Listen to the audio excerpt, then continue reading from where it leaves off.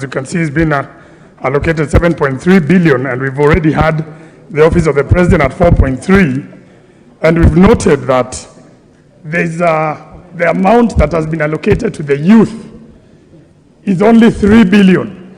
The money that has been allocated to education development for teachers is about, I think, 1.6 billion.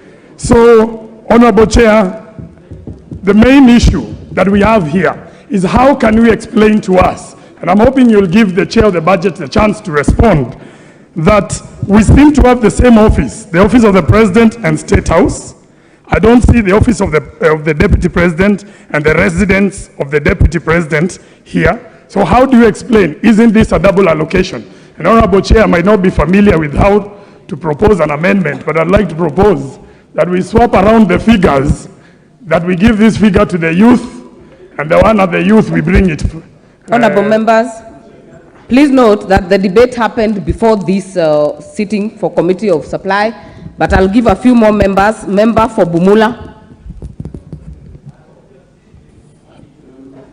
Chair, I honestly don't understand why we should have 7.3 billion under State House and under Office of the President have 4.3, bearing in mind that specific departments in that under the Office of the President are funded differently.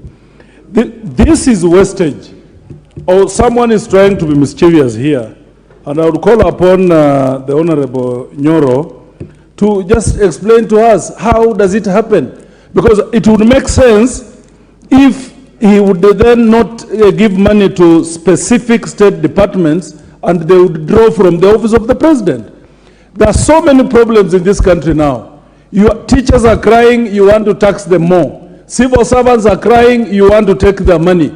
And at the same time, you want to go and tax mamambogas. Where are we headed with these double allocations in one office?